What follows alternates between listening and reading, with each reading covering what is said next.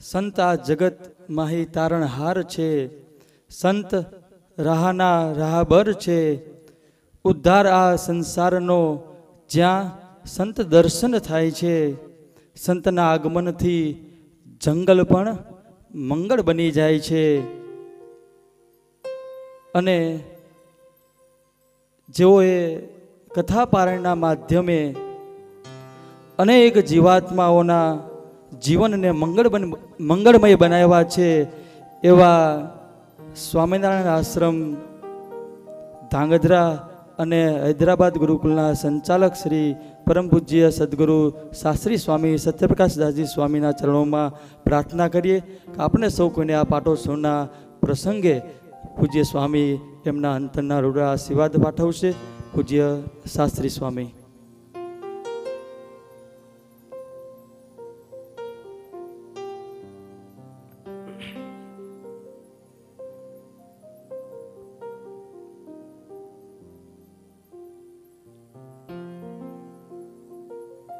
ભવશંભો ભીતિ ભેદનમ સુખ સંપત કરુણા નિકેતનમ વ્રત દાન તપઃ ક્રિયા ફલમ સહજાનંદ ગુરુમ ભજે સદા. મંદિરમાં જેવા નામ એવા ગુણથી યુક્ત, એવા જ સુંદર, એવા જ રૂપાળા આપણા સૌના ઈષ્ટદેવ શ્રી ઘનશ્યામ મહારાજ, શ્રી રાધાકૃષ્ણ દેવ અને એ રૂપાળા ઘનશ્યામ મહારાજને રાજી કરવા માટે જેમણે ભગવી કંથા પહેરી છે, કોઈ બીજો જેનો ઉદ્દેશ નથી એવા ચાર ગુણે સંપન્ન, ધર્મ જ્ઞાન વૈરાગ્ય ભક્તિથી યુક્ત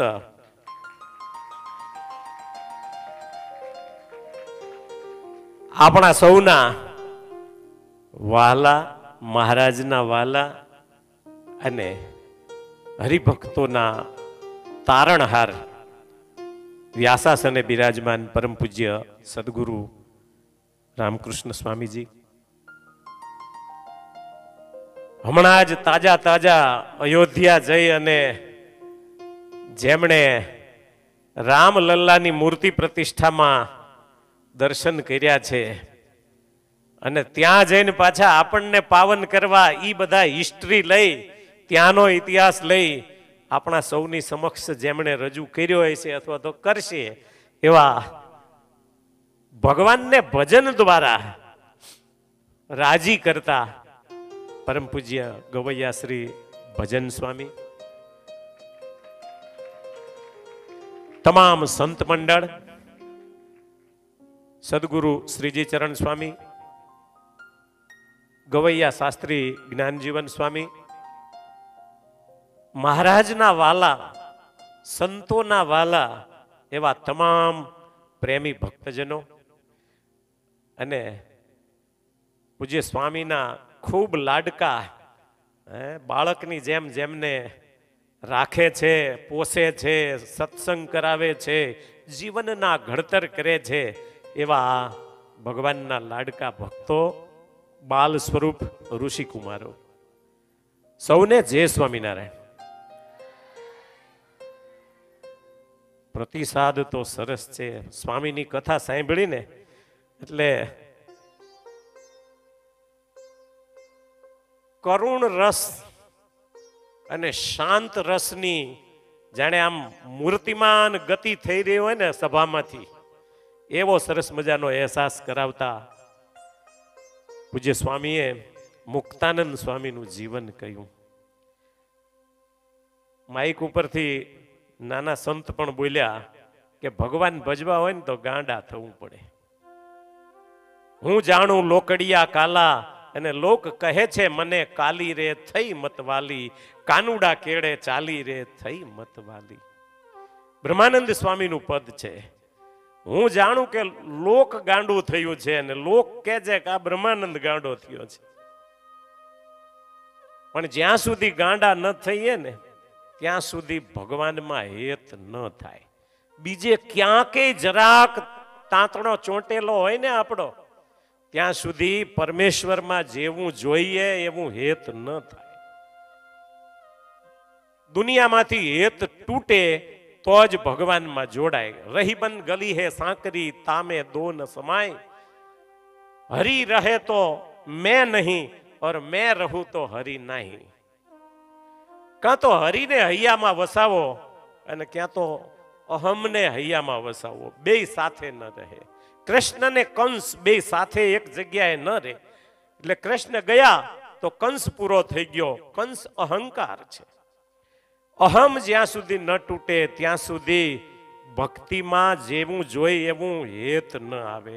મહારાજના સ્વરૂપમાં જ્યારે અપાર પ્રેમ થાય ને ત્યારે ભક્તિની પરાકાષ્ઠા, પ્રેમ લક્ષણા ભક્તિનું છેલ્લામાં છેલ્લું લક્ષણ, ભક્તિનું 82મી ભક્તિ જેને કહેવાય ને, એ આપણને પ્રાપ્ત થાય. સ્વામીનો પ્રયત્ન છે કાયમથી હરિભક્તોના હૃદયમાં પરા પ્રેમ લક્ષણા ભક્તિનું સ્થાપન થાય. આ સિવાય સ્વામીનો કોઈ ઉદ્દેશ નથી. એવી પ્રેમ લક્ષણા ભક્તિ અત્યારે જ તમને બધાને ઊભા કર્યા, તમે બધા નાચ્યા. તમારા દેહના ભાન ભૂલો ને ત્યારે નચાય. જો દેહાભિમાન હોય ને અંદર થોડું ઘણું તો નાચી ન શકાય. દેહના ભાન ભૂલાવે, સમયના ભાન ભૂલાવે, એને જ સંત કહેવાય ને.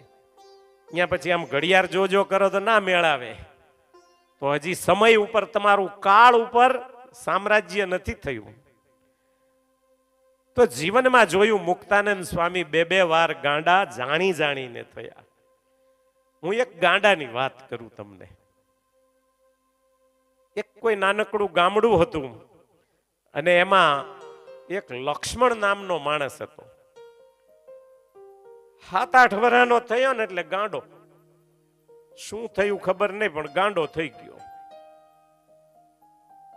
છોકરાઓ નિશાળેથી છૂટે અને જો આ ગાંડો અહીંયા ઊભો હોય ને તો કે એ લખડો જાય, એ લખડો ગાંડો જાય, એ લખડો ગાંડો જાય. નામ લક્ષ્મણ હતું પણ ધીરે ધીરે ગાંડો થઈ ગયો ને પછી બધા એને લખડો કહેતા. કોઈ લખો કે કોઈ લખડો કે. લખડો ગાંડો જાય, લખડો ગાંડો જાય. લખો આગળ જાય, પાછળ છોકરાનું ટોળું જાય, ગાંડો ગાંડો કરે. અરે કૂતરા હોતી એને ભય, કારણ કે સારું કપડું પહેરે નહીં, ફાટેલા તૂટેલા ચીંથરા ગમે અહીંયા નાના મોટા તાળા કે કોઈ બંગડિયું કે એવું પડ્યું હોય ને એ બધું લઈને ગળામાં લટકાવ્યા કરે. ગાંડો જ લાગે ને, જરાય ડાયો લાગે. આપણે હોય તો એને ગાંડો જ કહીએ ને. પણ દિવસો પછી દિવસો જતા કોઈ વખત લક્ષ્મણને ભૂખ લાગે એટલે કોઈના ફળીએ જઈને ઉભો રહે. બોલે નહીં કે મને કંઈક આપો જમવાનું, ભૂખ લાગી છે, એમ બોલવાનું નહીં. પણ ઘરમાંથી કોઈ ગૃહિણી આવે, દેખે કે લખો ઊભો છે એટલે પૂછે, લખા ખાવું છે? તો કે હા. તો કે શેમાં લઈશ? તારી પાસે કોઈ વાસણ છે? એટલે લખો શું કરે, અહીંયા કોઈ પથ્થર પડ્યો હોય ને એને ફૂંક મારીને કે આના ઉપર નાખો ને હું ખાઈ લઉં. પથ્થર ઉપર જેણે ભોજન ચાલુ કર્યા. ગાંડો આખા ગામમાં ગણાયો. છોકરા, કૂતરા, બેનો જે ગાંડો કહેતા હતા ને એ બધા ગાંડો ગાંડો કરીને એને તિરસ્કારે. અરે એટલું નહીં, કોઈ મોટા માણસોની સભા બેઠી હોય ને અને લખો અહીંયા કદાચ પહોંચી ગયો હોય ને તો લોકો એમ વાતો કરે કે જોઈજો, ધ્યાન રાખજો, ઓલું ગાંડું છે ને પાછું કોકના ખીચામાંથી કંઈક બઠાવી જાય છે. એટલે લખો પાછો ઊભો થઈને જતો રહે કે આપણી જો અહીં બદનામી કરતા હોય તો આપણે અહીં ક્યાં સભામાં ઊભું રહીને કામ છે. એ પાછો જતો રહે. આખો દિવસ આમ નામ ગાંડો થઈને ગામમાં ફર્યા કરે, પણ રાત પડે એટલે લખો ક્યાં જતો રહ્યો એ કોઈને ખબર ના પડે. ગામના માણસોને આમ અંદર અંદર શંકા થવા માંડી કે આ માણસ ગાંડો છે તો રાતે ક્યાં જતો રહેતો હોય છે. રાતે કોઈના ઓટે જઈને હું તો દેખાયો નથી, તો આપણે એની તપાસ રાખવી છે, ક્યાં જતો રહે છે આ. અને 4-5 યુવાનો તૈયાર થયા. લખો જ્યારે રાતે ચાલવા માંડ્યો ને એની પાછળ છુપે છુપે જવા માંડ્યા. જાતા જાતા એક નદી પાસે કોતર હતી, ગુફા જેવું, અને ગુફામાં લખો જતો રહ્યો અને પછી એને ભગવાનના નામની ધૂન ઉપાડી. ભાઈ આખી રાત ધૂન કરી, શ્રી રામ જય રામ જય જય. આખી રાત ધૂન કરીને હવારે પાછો ગામમાં ગાંડાની જેમ ફરવા લાગ્યો. પેલા યુવાનોએ બધાએ ગ્રામજનોને ભેગા કરીને કહ્યું કે આ લક્ષ્મણ ગાંડો નથી, જાણી જાણીને ગાંડો થયો છે. ઈશ્વરની સાથે એનો સીધો તાર લાગી ગયો છે. માટે આને કોઈ ગાંડો ગણીને ન માનશો કે ઈ અડધૂત કરવા લાયક છે. આ તો કોઈ અવધૂત અહીંયા વેશ ધારણ કરીને આવ્યો છે, કોઈ મહાન સંત અહીંયા આવ્યો છે. આખી રાત નદી કિનારે ગુફામાં ગરી હરિના નામની ભજન કરે, કીર્તન કરે અને દિવસે ગાંડો થઈ જાય ત્યારે ઈશ્વર મળે. ભાઈ ના માનશો કે બધાય ગાંડા ગાંડા જ હોય તો મુક્તાનંદ સ્વામીની કહાની ખોટી પડી જાય. જગતમાં ગાંડા થયા વગર તો ઈશ્વર નહીં મળે, એ તો નક્કી છે. હમણાં સ્વામીએ કહ્યું ને કે દુનિયામાં ડાયો, દાપણમાં દુઃખ પામ્યો. અને અમારા ભજન સ્વામી તો કદાચ ગાતા એ છે કે જુઓ તમે ગાંડાની વણઝાર. સ્વામી એકાદી કડી ગાઓ પછી સાંભળીએ બીજું. હે ગાંડાની વણઝાર, વાહ વાહ. હે એનો ગણતા નાવે પાર, જોજો તમે ગાંડાની વણઝાર. ગાંડાની વણઝાર એનો ગણતા નાવે પાર, જોજો તમે ગાંડાની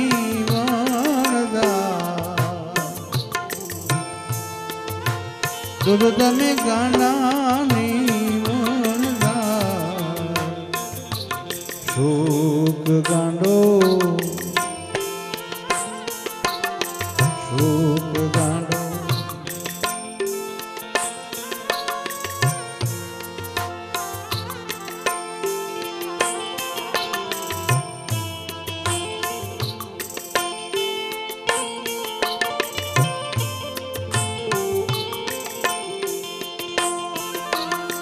નારદજી તો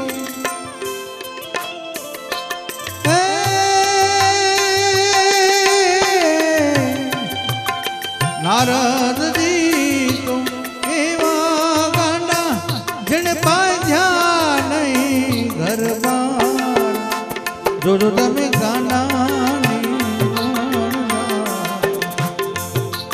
ગઢપુર ગામે આખું કુટુંબ ગાંડો, એની ગાંડાઈ ગઈ હદ પાર દી. એ ગઢપુર ગામે કુટુંબ ગાંડો, એની ગાંડાઈ ગઈ હદ પાર દી. કહી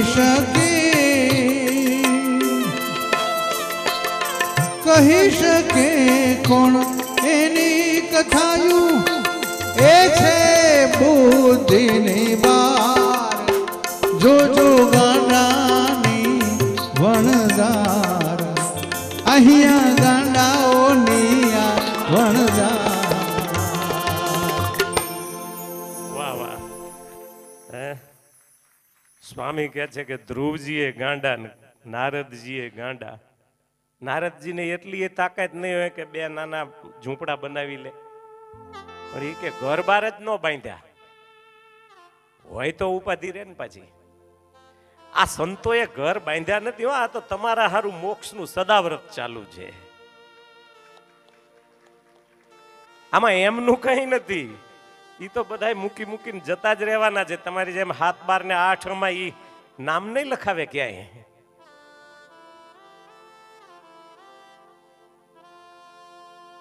અને જે નામ લખાવે છે ને એ દુખી થાય છે. અમે અમદાવાદ એકવાર શિબિર કરવા ગયા હતા, તે રાંચરડા પાસે એક સારું ફાર્મ હાઉસ હતું. પછી અહીંયા અમે ગયા એટલે એક ગાર્ડનનો એન્જિનિયર હતો, અને એને અમે મળ્યા ને વાત કરી તો બધું એને દેખાડ્યું. પછી કે સ્વામી હવે ઘડીક બેહો, સત્સંગ કરીએ. પછી અમે બેઠા. મેં નામ ઠામ પૂછ્યું એટલે કે હું અહીંયા આ 4-5 જે ફાર્મ હાઉસ છે ને એ બધાની દેખરેખ રાખવા માટે એન્જિનિયર તરીકે અહીંયા કામ કરું છું. માણસોની પાસે કામ લેવડાવું. એમાં કીધું તમે આમ કેટલા દિવસે અહીંયા આવો? તો કે અઠવાડિયામાં 2 વાર તો અહીંયા આવું જ, અને આખો દિવસ અહીંયા જ રહું, મજા લઉં છું. એમાં કીધું આના શેઠ છે એ કેટલી વખત આવી? કે મહિને 2 મહિને આવે, કારણ કે એના નામના 7 12 8 છે ને, એટલે એ મહિને 2 મહિને આવે ને મારે 7 12 8 ની જરૂર નથી, હું રોજે રોજ આવું છું. તો આમાં ફાયદો કોને? માટે ગોવિંદ ગાંડો એનું ગીતડું ગાંડું અને ગાંડા સાંભળનારજી. ગોવિંદ ગાંડો ને એના ગીતે ગાંડા ને આ સાંભળનારા ગાંડા. ભજન સ્વામીએ કહી દીધું આપણને બધાને કે આ સભામાં બેઠા બધા ગાંડા છે. જો ડાયા હોત તો દુકાનો ખોલીને બેઠા હોત, પણ ડાયા છે ન કહી શકાય, એના કરતા વિશેષ ગાંડા થયા છો ને ત્યારે તમે સમય, સંપત્તિ, એના બધાયનો મોહ છોડી અને આ મંડપમાં બેઠા છો. ભક્તજનો, આવા સદગુરુને સેવી લેજો. ભજન સ્વામી જ્યારે ઓલા પાનબાઈના ભજન ગાય ને ત્યારે આપણને એમ લાગે કે 400 વર્ષ જૂના પાનબાઈ જાણે અહીં આવીને ગાતા હોય ને એવું લાગે આપણને. આવા ધર્મ જ્ઞાન વૈરાગ્ય યુક્ત સંત જે ભક્તિ કરે છે ને એમના પડખે રહી એમની થાય એટલી સત્સંગની ગોષ્ઠી કરી લેજો. એમાં જે લાભ મળશે ને બીજે ક્યાંય નહીં મળે.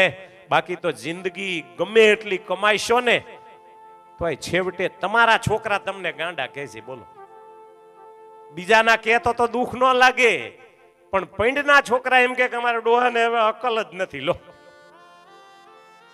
હવે ઈ બધું કે એના પેલા મંદિર ભેગા ન થઈ જાય. અહીં તમને કોઈ કહે છે કે ડોહાને અકલ નથી, અહીં તો એમ કે બાપા ભગવાન તમારા ઉપર રાજી રહે, તમને આશીર્વાદ છે, ખૂબ ભજન કરજો, ભગવાનની દયા થઈ છે તમારા ઉપર, આવું સારું સારું કહેશે. કોઈ અહીંયા ગાંડા નહીં કહેવો. તો ભક્તો, ભગવાનની કૃપાથી આવો સરસ મજાનો મનુષ્યનો દેહ મળ્યો છે, આવા સંતો મળ્યા છે ધર્મ જ્ઞાન વૈરાગ્ય ભક્તિએ યુક્ત એકાંતિક સંત. એવા સંતોની સાથે રહી મહારાજની અનંતની યાત્રાએ જ્યારે જઈએ ને ત્યારે મહારાજ હોંશે હોંશે આપણને તેડવા આવે ને એટલું સાધન સૌ ભક્તોને થાય અને બધાયની સારી સમજણ થાય, મહારાજમાં હેત થાય અને મહારાજની ભક્તિ કરીને સૌ આત્યંતિક કલ્યાણને પામે. શ્રીજી સ્વામીને વિનંતી કરું કે તમે ગવૈયા છો, ભજન સ્વામી ગવૈયા છે, આમથી આવ્યા છે અયોધ્યા જઈને, તો એક હાર એમને સ્વામીને આપણે લાવ્યા છીએ ને પહેરાવી દો. જ્ઞાન સ્વામી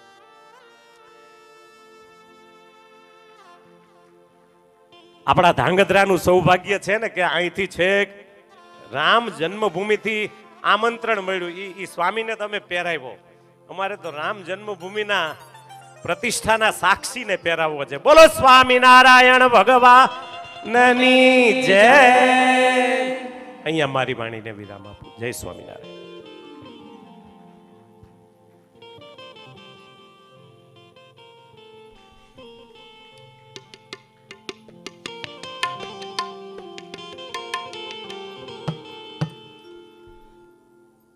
વાલા ભક્તજનો, પૂજ્ય શાસ્ત્રી સ્વામીએ ખૂબ જ સુંદર વાત કરી.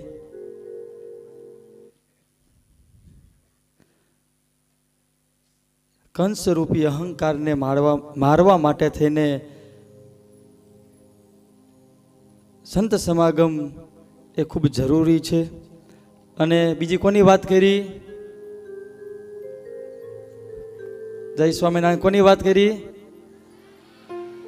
લખાની વાત કરી. લોકની દ્રષ્ટિએ લખો એ ગાંડો લાગતો હતો, પણ ભગવાન અને ભગવાનના સંતની દ્રષ્ટિએ એના જેવો કોઈ ડાયો નહોતો. એમ ઘણીવાર આપણે જગત સંસાર વ્યવહારમાં બહુ ડાયા થતા હોય, પણ કદાચ ભગવાન અને એને સંતની નજરમાં આપણે ગાંડા દેખાઈએ. તો